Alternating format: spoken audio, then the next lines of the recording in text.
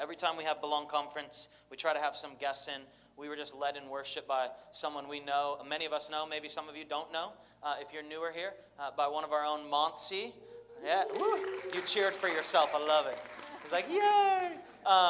Monty is up in near San Francisco, leading worship and leading and all that. It's Tracy, if you know where that is.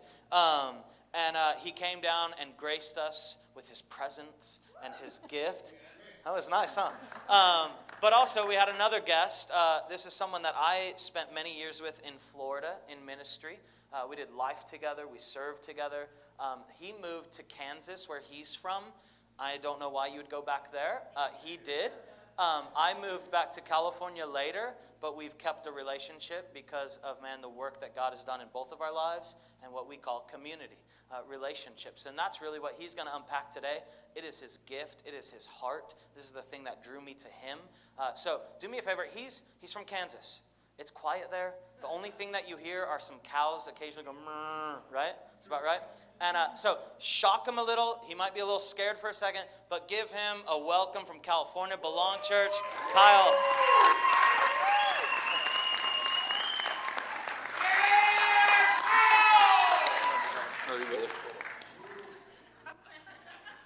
Well, I never know what I'm going to get with Scott. That was actually pretty nice. That's one of the nicer things he's ever said about me, so thank you, Scott. So I've learned a couple things about being from Kansas. Again, every time I come here, somebody points something out. I was wearing some shoes yesterday that were quite the topic. They're Hey Dudes. Apparently you guys don't have those in California. They're extremely popular in Kansas and the Midwest, so they must not be very cool. So I realized I'll go ahead and throw those away because I'm not cool at all for wearing those. These boots would have been popular in California 30 years ago. That's how long it takes to get cool in Kansas. So we're decades behind you guys. So again, I'll probably call Scott next year and go, hey man, will you dress me when I get there so that I look like I belong? Not like that. Oh, God. So I'm excited to be back. I had a great time yesterday. I was able to bring my daughter this time. This is McKenna.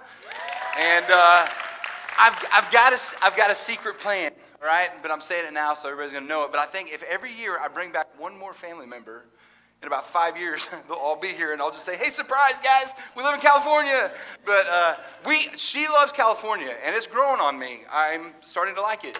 So anyway, we're excited to be here. I would just encourage you, if you attend this church and you did not go to the conference yesterday, I would encourage you, man, next year, sign up for that bad boy. It was special. There was some special stuff that happened yesterday. And what we're talking about is community. And that's the moments that you really grow and you really start to feel those moments of community. So I would encourage you, any opportunity, night of worship, be there.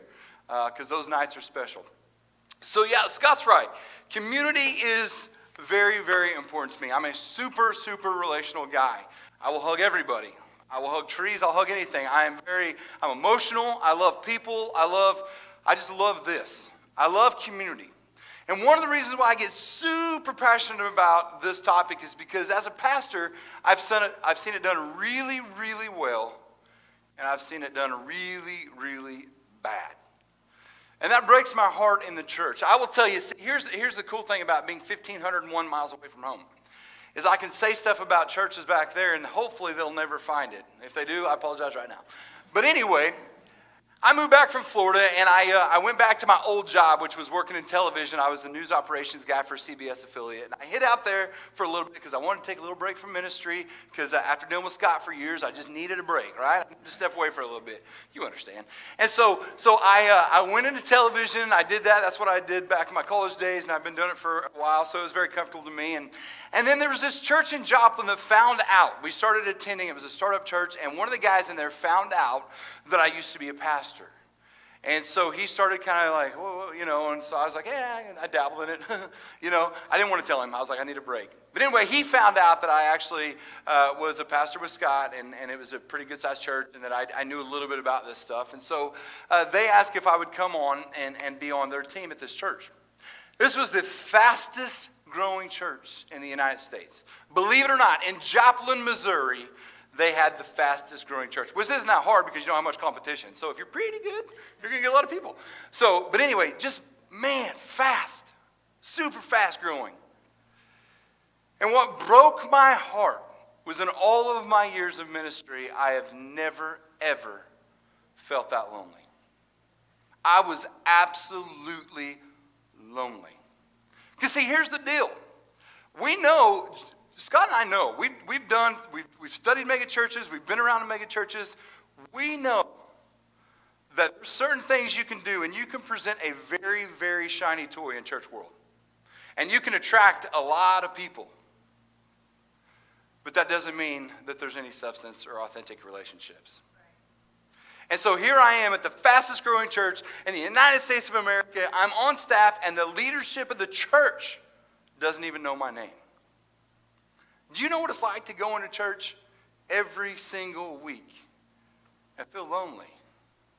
Like you're not even noticed, like you're not important. I can assure you that's what we're talking about today. Because if that's what you feel this morning, I would challenge you to say that I think that maybe you're doing it wrong. Because I've been a part of this church now for 2 weekends, and I feel like I belong here. I feel like I found community at this church. I mean, I'm a man from Kansas who had my first tamale last year. I thought tamales came out of a can. I now realize that my mom was abusing me when I was a child by feeding me tamales out of a can. And I am telling Scott one day when we were in Florida, I was like, dude, tamales, I love tamales. He's like, you've had tamales? I'm like, yeah, dude, my mom, she'd pull them out of the can, put some cheese, and he's like, whoa, bro. He's like, whoa. He's like, out of a can? I'm like, yeah. He's like, they're awesome. And he's like, you're an idiot. And I'm like, well, I didn't know any better. So I come here, and I had my first authentic tamales last year. And then yesterday, man, I feel stupid, but yesterday we had like the taco guy or taco truck. I don't know what their name is. But anyway, I've never seen a taco like that, ever. We don't put cilantro on our tacos, and we sure don't squeeze a lime on them. And so I'm out there yesterday, asked Jenny, I'm like, dude, what do I do? And then I'm like, don't give me anything spicy. Like, please, because that hurts me. And so we walked through this, and I had a very plain taco, but it was awesome. I really am not from here, right? It's kind of hard for me to fit in. But then I walk into this room, and I'm like, these kind of are my people. Jaden and Josh, I've known them for a while. I don't talk about Scott much, but Sarah, Nathan, Eric, Jasmine. You go around the road, Kelly, Tim. I remember meeting Eric last year, right? Rachel, Jessica, and Jasmine. I just met you guys, Anthony and Julie, right? Is that right? I sat and ate lunch with you yesterday, right, Ruby? Is that correct?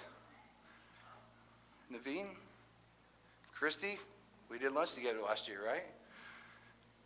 Javier, I know him now. Corey, and all these people.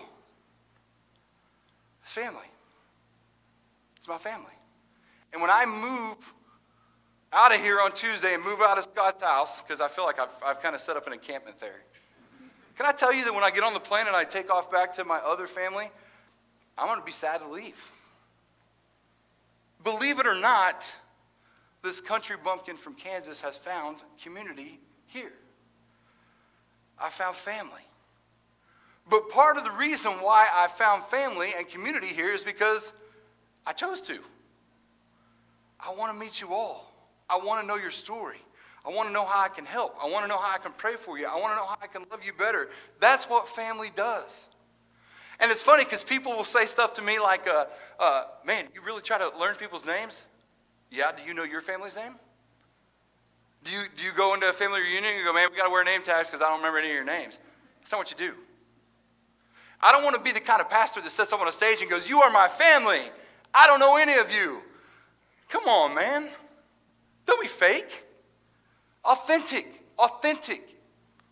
This is my family. These are my people. I'm not going to come out here and try to tell you how to live your life or what you should do to be better Christians if I'm not willing to implement it into my own life. I want to be a part of your community, and I feel like I am part of your community. Here's a secret. I'm going to give you a lot of secrets today. It's a catchphrase that I use, and I overuse it. Because I'm going to be like, this is the secret. Well, there's going to be like 27 of them. But I will tell you one. Last year, after I preached, Daisy, some of you know Daisy and Willie. Daisy came up and we spent like 3 or 4 minutes talking. I prayed with Daisy. And then I went home. Daisy sent me a friend request or messenger or whatever. Daisy and I have spent the entire last year talking back and forth. Couldn't wait to tell me about her pregnancy. Couldn't wait to tell me about her first doctor's appointment. I wished her Mother's Day. She wished me Happy Father's Day. And we talked back and forth for an entire year. What in the world do I have in common with Daisy? I mean, 1,501 miles away, we met for 3 minutes. What in the world could we possibly have to talk about?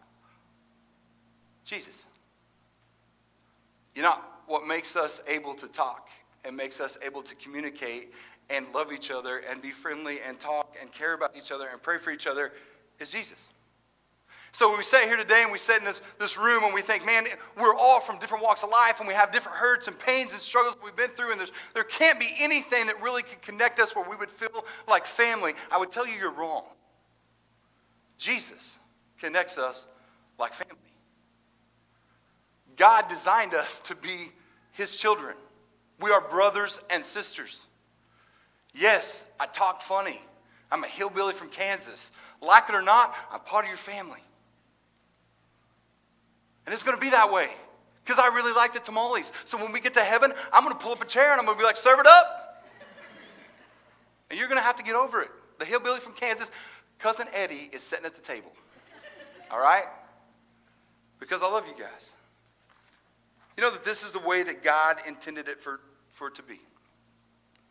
God intended for us to be family. He intended for us to have relationships. He intended for us to have people that were right beside us walking through life. It starts in Genesis. I'll take you all the way back to the beginning, and I'll show you. The man gave names to all the livestock and to the birds of the heavens and to every beast of the field, but Adam, there was not found a helper fit for him. I want to say something real quick. I'm going to pause here, ladies. My wife is a strong, proud woman. And if I call her helper, she's going to hit me. My wife is not a helper like that. Do you know who else was called helper in the Bible? God.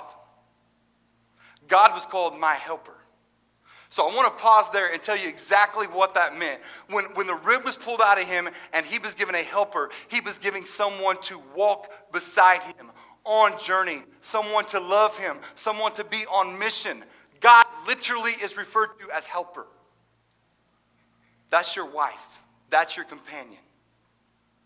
Somebody that will love you and share moments with you and joy, and you will be on mission and you will love deeply and you will care about each other. That's the kind of helper they're talking about in the Bible. Do not confuse that. So God told us from the beginning, you're not supposed to do this alone. Then we fast forward all the way to the early church. They had everything in common. Now the full number of those who believed were one heart and of one soul, and no one said that any of the things that belonged to him was his own. But they had everything in common, and the great power the apostles were giving the testimony to the resurrection of Lord Jesus. And great grace was upon them all. There was not a needy person among them. For as many as were owners of land or houses sold them and brought the proceeds of what was sold and laid it at the apostles' feet, and it was distributed to each as they had need. I could see why some of you would be sitting here and going, are you telling me I got to sell everything? That's not what it's about. It's about when you're a real family, when you are really on mission together, you would be able to look around this room and no one would need a thing. And that can happen. That can be provided. But it has to be a family that's so close that they know what the need is. That's what this family has to look like. You are part of it. You are never lonely and you are taken care of. I'm going to use the weirdest example I've ever used in church, but I'm trying to be relevant because I'm in California and I don't think I'm relevant here, but here it goes. If Sunday morning 1 hour is your idea of community, can I tell you, I'm not trying to scold you here, but you are missing what this is all about. And the best way that I can say it is if you roll into In-N-Out and you order a small fry, then yes, you will eat that, but you will still be hungry. This hour is about God. It's about worshiping God, praising God. If you think that this moment is going to fill you up, it's not. Because God never intended for this moment to fill you up. And so God says, if you walk beside people, and if you have community, and if you bring everything together, and if you meet people's needs, and if you love extravagantly, you will get full. Because you are experiencing all that God had to offer. Don't hit this hour on a Sunday and think this is sustainable. Because I hate to say this, it's not really about you. This isn't your moment. This is about God getting the glory and the worship that He deserves. The best moments that happen in church, Scott and I did not bond and have relationship during Sunday services. We had tasks to do. What drew us close together and made us family is all the moments outside of church. Our families grew up together. We did life together. We broke bread together. We supported each other. Birthday parties, you name it, we were there. We didn't find community and friendship on a Sunday. We had other things to do. It wasn't about our friendship. It was about leading people in worship. And do you guys get what I'm saying? There would never be this if it wasn't for everything that was outside of that 1 hour. I remember when I came last year, a good example of it was just Kelly. Before I preached last year, Kelly pulled me aside and prayed over me, and that was like one of the first moments that it went from like me being a guest speaker at a church to like somebody in the church reaching out and saying, no, like, you belong. That means a lot to me. Like, I don't want to come here and just be like a guest, be like hey, I'll see you one weekend and I'm out of here. I want somebody here to say, like, yeah, you feel like you belong here. Like, I want that too. I really do. But here's the thing. It gets to a point where you have to be looking for all the avenues that you can have community. You have to take the first step. And it can look like so many different things. But I would just encourage you, like, there is a deeper in the Word, and there is a deeper prayer life, but there's a deeper relationship step that you can take too. Community groups are coming up, right? If you feel lonely in this church, can I tell you, get in a community group.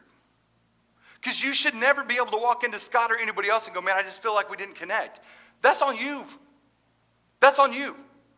They've given you plenty of opportunities, whether it's Belong conferences or community groups or serving anywhere. I joke about this, but I'm being serious. Like, every person has a purpose. Like, if you honestly think that you're a mistake or that you don't have a purpose in this world or that God messed up with you, you're wrong. You are wrong. Can you smile? Do you have pretty teeth? Be a greeter. Do you like shaking hands? Be a greeter. Do you not like touching people? Work in the tech booth. Those people, man, no, I'm joking, man. Don't take offense to that. But man, when I had people that were like socially awkward, they'd be like, don't hug me, and I don't like to shake hands. I was like, dude, tech booth, man. We got a position called spacebar technician. It's highly, there's a lot of training, but you hit this, come on. Can you not do that? But you're serving the kingdom. You're plugging into community. Do you like children? Could you give them an hour on a Sunday to go in and pour into the children in there? Could you do that? Like, there's all of these different things where you don't have to feel alone. You don't have to. Maybe your kids or your grandkids live a long ways away from here. Maybe you could look around and go, you know what? I just love that little kid. I love that family. Maybe I can buy him a present for their birthday. Maybe I can give him a birthday card. Maybe I can write him a letter. Maybe I can just bring a toy to church. Could you do that? Could you just maybe invest? Maybe if you're not comfortable with like, hey, what is a kid scary? Could you just love on it? Maybe? I grew up in this church where I think the average age was 117. I'm not sure. But they were super, super old. And if anybody in here is 117, I apologize. You are young and spry. You're looking great. But anyway, there were some old folks. And I was young. I was very young. And at the time, I was bored. I was all that stuff. Like, man, Dad, punishment. Like, great, we're going to go to church. My dad, we were there every time the doors were open. And at the time, I was like, man, this is terrible. I'll be honest. But now, I'm 44 years old. And there was this guy named John Wyrick. And every person back there that's named John talks the same, just so you know. Because I used this voice yesterday for another John. But they're always Mr. Kyle, how are you doing? They all talk the same. And John would come up, and certain Sundays, he'd kind of have this grin, and he would reach out to shake your hand, and he would have a dollar bill in it. And when I was a kid, all of a sudden you'd feel that dollar bill, and you're like, he did it. I got a dollar bill. You know, you run around the church like you're rich. It didn't seem like much at the time. But I look back now, and I said, man, John was intentional. John seeked me out on a Sunday, and he had to think about making sure he had a dollar bill when he came to church, and that handshake, it changed my life. It was $1. But he was intentional about me. And I was a little kid, and I had nothing to offer John. I was probably running around being a brat. But John said, you know what? This is something I can do. I can love these kids by shaking their hand and giving them $1, and it meant the world to me. And we had another guy named Harold Foraker. I don't remember one sermon that was preached when I was a little kid, but I remember John and Harold. Harold was a little old squirrely guy, and Harold did this thing. It was the creepiest thing ever. But Harold would put his hand out like this for you to shake it, and it was real like limp, and it's kind of gross. You can grab that. But Harold would jump up and down. Instead of shaking his arm, he would jump. And he would get real excited, and he'd go, hey there, neighbor, how you doing? And I just laughed. I couldn't wait till like, here comes Harold, here it comes, you know, and he'd jump around. And at the time, I thought, man, what a squirrely old guy, you know. I don't remember any of the sermons from back then. But I should remember Harold coming up to a little kid and shaking his hand and asking me how I was doing.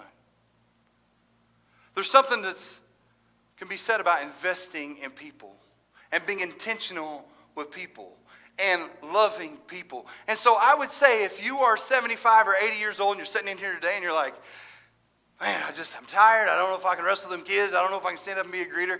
Find a kid. Shake their hand and tell them you love them, or you care about them, or you're glad to see them. And then do it every single week. Because what you're going to do is you're going to leave a legacy. If you want to make sure that you're not forgotten on this world, then love somebody. And love them well so that they'll always remember you. And then someday they'll sit in front of people 1,500 miles away and they'll tell you about how wonderful you were. That's how you keep a legacy going. Because he loved well. But it's not just about what happens in this room. It goes far, far, far beyond this room. See, I'd like to think that for most of us that accepted Jesus, we feel the joy and the love and the peace and the hope and the things that come with that relationship with Jesus. But see, we weren't told just to have this community. God didn't tell us to do that. As a matter of fact, we were instructed to do something far, far greater than that. He said, once you've got this figured out, and once you accept Jesus, and once you understand, like there's God, and he sent his son, and his son loves you, and you accept him, and as soon as that moment arrives where you're like, okay, I got it, you know what you're supposed to do? I'll tell you, the Bible tells us. It tells us right here in Mark. Later, Jesus appeared to the 11 as they were eating. He rebuked them for their lack of faith and their stubborn refusal to believe those who had seen him after he had risen. Jesus has just risen, right? And he comes to the disciples, and they're sitting around at the table, and this is what Jesus says. He could have walked up and said, guys, I'm back. Like, did you see? Like, I rose from the dead. Like, sit around and talk about it. Like, dude, Jesus says, go. Go into all the world and preach the gospel to all creation. Whoever believes and is baptized will be saved, but whoever does not believe will be condemned. This has not changed. That message hasn't changed. If Jesus was to walk in here right now, he probably wouldn't be a part of all this. He would probably say, what are you guys doing sitting here? Go. Go. Jesus did his part. He did what he was sent here to do. He fulfilled everything that he was supposed to do. There comes a moment where we can no longer say, Jesus, keep doing the miracles. There's a time where Jesus said, I did the miracle. It's your turn. Go. Because there might be people in this room that feel lonely or don't feel loved or need community. And you better make sure that they're taken care of first. I have no desire to see this church become 1,000 people if it can't take care of 200. Get it right with 200 and then you can grow. But if I ever come back to this church and it's 1,000 people and I don't feel like there's family and community, I don't want to be a part of that. Love the ones you got right here. And you know what? If you do a good job of that, your church is going to grow because people want to be a part of that family. But we can't get so centrally focused about the things on this world or the things in this room. We need to be thinking about what's right outside that wall. Can you imagine? Can you imagine the people that are driving by in a car right now that have no idea about your Jesus? They're feeling no hope. They're feeling no joy. They're feeling no love. And Jesus is sitting here right now and he's saying, go. You want to talk about another secret sauce? You got it. You got it. The answers to struggling marriages, to drug addiction, to anger, to where they can't forgive, to where they're hopeless and lost and there's no future for them. You've got the answers. Why would you keep it just right here? Especially when Jesus said, go give it to them. Community is not just about the people in this room. So, there's a couple of ways that we can do that. There's a couple of ways that you can implement things outside of these walls. So the first thing we've talked about is the groups and the things that you can do, right? Practical things. We've talked about if you want to go deeper in your relationship. We talked about it a lot yesterday. Your prayer life, all right? You can make a commitment to serving. You can make a commitment to community. You can make to being in community. All these things they're next steps, right? Next steps. But there's practical ways that you can step out and do things that you've never thought you could do before. And I'm going to give you a couple. We have adopted something back at our home church over the last year. I don't know why I came up with it or what I was thinking, but God, man, he hammered me with it. You ever been around anybody in your life that's a nice person but not a Christian? I have been. I've been around some really nice people.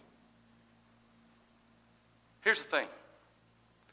It's not good enough anymore to just be a church that's a shiny toy.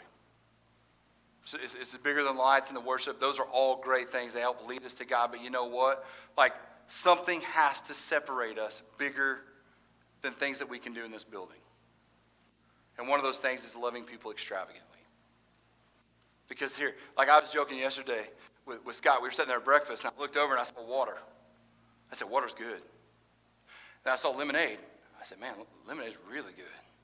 And I saw chocolate milk. And I said, okay, he's loving extravagantly now, all right? I like that chocolate milk. But that's what I'm trying to say. There's nice people in this world. It's not good enough just to be nice. What separates us from other people is we should be loving extravagantly. Isn't that what Jesus, that's an extravagant love. I will come here and I will be beat and murdered and crucified. I will give you everything I have, my body, to show you how much I love you. That's extravagant love. We are to be Christ-like, so we got to step it up. So I will never sit in front of you guys and preach to you guys about something you can do or should do if I haven't done it myself. There's nothing more hypocritical than a pastor who's like, this is what I would do. I ain't going to do it, but this is what I would do. I will never do that. The church, when we were going through all of this, decided to love me extravagantly. Well, if you were loved extravagantly, you better love extravagantly.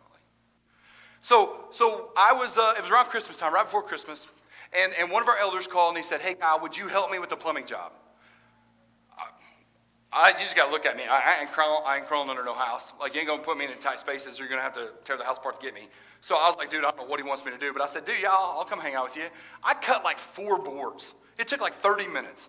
And I did nothing. I sat up in the bathroom while he was under like the house and we were just talking back and forth. I didn't know nothing. So I come the next day, Sunday, and he said, hey, man, I want to thank you. I want to pay you for working. And he gave me a $100 bill. I did maybe $5 worth of labor. And that's been generous. He gave me a $100 bill because he just, hey, I love you, man. I want to love you extravagantly. And so the next night we had that night we had a board meeting. And the next day we had a board meeting. It was a Monday. And I was supposed to go to my daughter's Christmas program. And I went into the board meeting and I said, guys, I can't stay. And they said, well, on your desk there's a card that we gave you for Christmas. I was like, sweet, that'll help. So I went in there and I opened it up and the church was generous. They gave me a very generous Christmas bonus. And I just had a conversation with my wife a couple days earlier. I said, listen, every Christmas we try to bless somebody, and we need to be thinking about that. We're getting close to Christmas. We need to bless, we got to be thinking through that. So I went to the Christmas program that night, and I looked over at my wife. I met her there, and I showed her the card, and I said, dude, the church just gave us this. And she was like, whoa. I said, I think it's time to find somebody to bless. So we're driving, and we do this thing afterwards where like the kids can get an ice cream or they can go to eat, depending after a Christmas program. We're like, oh, you're the best singer. Sorry, Mac. But we always told them they were the greatest, Sometimes they weren't. But we took my daughter, and we were trying to find a barbecue. She wanted barbecue. And so all over Joplin tried to find it, and we couldn't find one. So I said, Camry, where do you want to eat? We got to find some place. And she said, Cheddar's. I said, Cheddar's good. Everybody can find something in Cheddar's. So we pull up there, and I had this little prayer, like, God, I really want to bless somebody. God, if that person's in there, can you make it happen tonight? Amen. So I walk in there, and I look at our waitress, and I'm thinking, okay, we'll bless our waitress. And so she didn't do a great job. She was super busy, like nothing special, but she was fine. And we got done, and there's always that awkward point where my wife is like, she hates this part. She's like, see ya. And so she bounces, and so I'm kind of sitting there, and our waitress comes over, and I just said, hey, my family just wanted to bless you, Merry Christmas, and we gave her a $100 bill for her tip. I don't know in California if that's a big deal or not, but in the Midwest, like our servers don't get a $100 bill for a tip. Like it doesn't happen. And so I gave her that, and she started crying. I was like, well, that got awkward really quick. So I'm sitting there with the crying waitress, we're just kind of standing there looking at each other. And so she said, you don't understand, like my tire blew out on the way here, and I had no way to fix it. And she was like, literally, this is going to help me be able to fix my tire. Sobbing.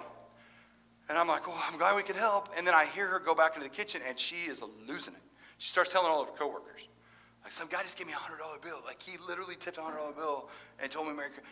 Crying. So I'm like, whew. So I walk over to my wife. I look at her, and she goes, I know. And I said, give me another $100 bill. And so she gave me another $100 bill. And I said, man, that was good. Let's be extravagant. Now, I want you to know, this isn't a story about, man, Kyle is so good because I had been blessed extravagantly. So God was like, if I blessed you extravagantly, you should bless someone extravagantly, right? This isn't a Kyle did good story. This is a God is good, and the people around me know how to love me well. And so I sit there, and I've got another $100 bill, and we can't find our waitress. And so I'm kind of sitting there for a little bit, and I said, hey, do you know the name of our waitress? And they said, yeah, her name is Shelby. I said, of course it is, because that's my wife's name. And so I went, and I just stood kind of back at our table, and I just stood there holding another $100 bill. And finally Shelby came over. I said, hey, Shelby, we would like to give you another $100 bill. And she loses it. And so I did what anybody would do after handing a waitress $200. I just start holding her. I'm like, bring it in, Shelby. So I don't even know what's going on. But Shelby said, I don't understand. I said, listen, I don't need to go into anything deep. I said, listen, I sat in the parking lot, and I prayed, and I said, God, I'd like to bless somebody tonight. You were my waitress, and clearly you needed this. And I said, so our family just wants you to know, hey, we hope you have a great Christmas, and we want to bless you. And losing it, and I'm just like, Merry Christmas. And I walk out. But I'm like, man, I didn't need to hammer her over the head with the gospel. I didn't need to throw scripture. I don't know what's going on in Shelby's life. But I did get the opportunity to say, I prayed before I walked in here that God would give me somebody I could bless, and he chose you. So now, Shelby has to go home. Shelby has to go home and go, I thought this about Christians. Well, I thought they were hypocrites, or they were mean, or they were judgy, or they were, dang it, that Christian just gave me $200 and loved me better than anybody's loved me in a long time. Whew. Shelby's got to wrestle with that. I don't need to hit her over the head with the Bible. I can just say, Shelby, we love you. Have a good Christmas. Extravagant love. That's another way that we can be Christ. That's another way that we can take that community that doesn't understand love and peace and hope and joy, and we can serve it up on a platter and say, I will give you just a little slice of Jesus. This is just a little taste of what Jesus has to offer. Because for a moment, Shelby just found that joy and that hope and that love, and it could only come from Jesus. I want to tell you one more example. I'm going to have the worship team come up. They're just going to play, and Boy, this story, I'm not proud of it, but I'm going to share it anyway. Sometimes God calls us to face our giants. Sometimes God says, okay, you really want to love the community? Go love that person. Can you think of anybody in your life that you would be terrified to share the gospel with? Well, when I was a youth pastor at our little church in Kansas, one day our preacher was preaching about something, and it was about like going after and slaying your giants. Like, what could you do that is a giant that you would need God's help to be able to do this? And I want to tell you how pathetic it was. Because a pastor was like, I think I'd like to share Jesus with somebody that I'm scared of. That was my big, as a pastor, like that was my big thing. Like, I'm going to tell somebody about Jesus. Pathetic. But I geared up and I was like, God, I'm doing this. So I worked at this trucking company, and there was this lady about this big, and her name was Sylvia. And Sylvia was the most terrifying woman I've ever met in my entire life. And I'm talking terrifying. You could hear her cussing all the way across the room, and it was a huge room, and she said things I didn't even understand. And here's the thing, I was new to this business, and if you knew anything about the trucking business, like the fleet manager, it's busy, and there's some tough customers that are your drivers, and they don't put up with no junk, and if you're slow and stupid and me, they don't take kindly to it. And so I was struggling to get into this job, and every time I would make a mistake, I'd have to go talk to Sylvia. And I would go over there, and a 6'3", 200, don't worry about it, pound man, would stand next to Sylvia, and I would almost like cower. I screwed up again. And she would say, of course you did, because you're an idiot. I'd say, yes, I am an idiot. Can you help me? And I would put my head down, I'd walk back to my desk, and then like 30 minutes later, I'd make another mistake, and I'd be like, please, Lord, I don't want to talk. I'd go over there, Sylvia, can you fix it? Man, she would call me every name in the world. So one time, our company had this challenge. It was a weight loss challenge, and the team that lost the most weight would get an extra day of vacation. And man, that thing was really important to a lot of people. So they drew the teams, and Sylvia was my captain. And Sylvia walked over and she said, of course, I've got the fat guy that eats McDonald's and chocolate donuts every day. Great. And in that moment where I wanted to cry, God said, now. I'm like, no, not going to do that. God said, now. You asked for it. There she is. Oh, God. Please. Pick anybody else in this room. She's going to cuss me out in front of everybody. Please, not that one. Please. God said, now. I said, dadgummit. Pastor, I'm like, I don't want to talk about Jesus. I pulled her aside. I said, Sylvia, I got a bet for you. If I don't eat McDonald's or chocolate donuts for an entire month, you have to go to church with me. And she said, fine. This is a stubborn woman. She said, fine. She said, your church will burn to the ground. I said, it probably will. She said, but if you cannot eat McDonald's and chocolate, I'll go. It's okay. I lost the most weight of anybody in that company, and I put it all back on. But I won that competition. And I went to Sylvia and I said, a bet's a bet. And she said, I'll be there. She said, send me the address. I've never been so terrified in my life. I really thought the church might bust into flames. I sat in the lobby and Sylvia walked in. I couldn't tell if she wanted to hit me or what we were going to do. And we walked beside and I sat right here. And Sylvia sat beside me. And I sat there the entire time terrified. I was, what is she thinking? What's going through her mind? Is anything resonating? Is she going to cut me? What are we doing here? And during the message, I looked over, and Sylvia was bawling. And I didn't know she had the ability to show emotion. And then I thought, should I pet her? Like, what do you do in that situation? Like, we don't have any kind of relationship, right? So I'm like, it's okay. And she's just like, get off me. Okay? And we're doing that. So we get done with the service, and I said, Sylvia, is there anything you want to go forward? Do you want to talk? She said, leave me alone, don't talk to me. So okay. Sylvia walks out the door. Apparently she goes home and she sits in her parking lot for like 30 or 45 minutes. She doesn't understand anything.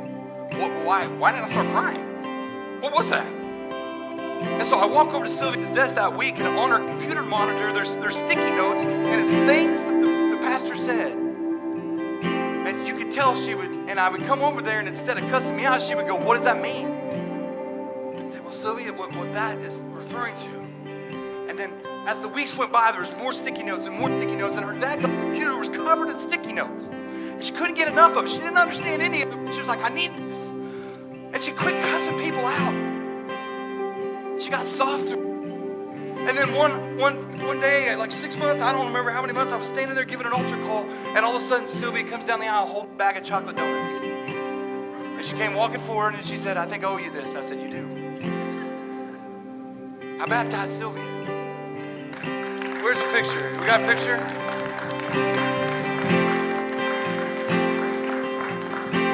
That's my giant. I was at her wedding. We stayed in touch for the last, 15 years.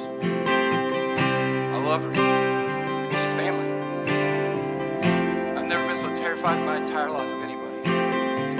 Isn't it funny that your giant is like 4'9"?